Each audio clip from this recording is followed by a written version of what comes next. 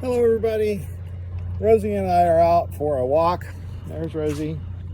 It's evening. We just finished one of our evening events. We served in the drop-in all day and met lots of needs, as well as had some good interactions. But in the evening we had a game night specifically designed to allow us to create a healthy space for people to interact with. You know, people played Magic card game, and they colored, and they did Jenga, and they played Scrabble. They argued over whether words were real, and cursed one another over placing triple word scores in the right place and all that stuff. I want to tell you about some of the interactions that I had, because they represented all the different stages of street life as we see it. I was able to meet one person who's very new to the street. We call them a freshman, and they are quite happy with the street because where they've come from is much worse. They're enjoying self-determination and freedom.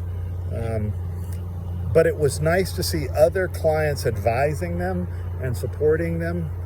The person was apologizing for snapping at me earlier in the day, and I just said, that's okay. That's it's what we do. We ask for what we need, and sometimes it's not easy, but it doesn't matter. We keep on with the relationship. The next person that I happen to interact with is what we call a sophomore. The street is no longer awesome for them, but they haven't really made any decisions about leaving the street yet. This particular person was coloring, a very healthy thing to do. They have a dog. They joked, the more people I meet, the more I love my dog. And we get it. We understand that. We help a sophomore understand their plans are good, but their bad days are gonna be, can be overcome, and so on. Then we had several juniors there. Junior stage of street life is when it gets real. You suddenly realize, wait a minute, I can't stay here forever. Wait a minute, this isn't going well. Wait a minute, I've got problems now. We had one junior, who's struggling with substance abuse, and it was really good to see other people rallying around them. We had another junior who is looking at options for how they can get into housing and how they can get better paying jobs and how they can finally access mental health care, which is probably the defining challenge of this person's life. And they're in that stage where street life is no longer fun. They're no longer just maintaining. They've sort of hit bottom and realize, I don't want to be here anymore. And then we had a couple seniors show up. A senior is someone who knows what they're doing and has a focused plan on exiting the street.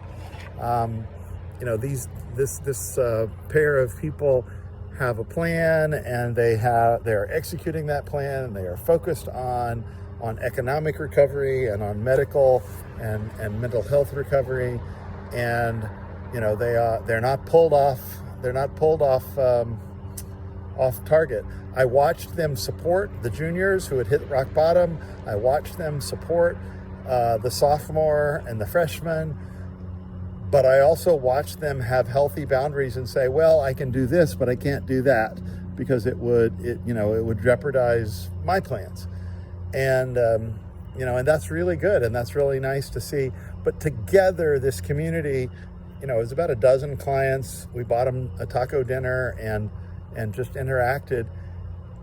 It makes for a really healthy environment for recovery. They're able to start building these blocks that they self-assemble into their future life, and it's really awesome to see.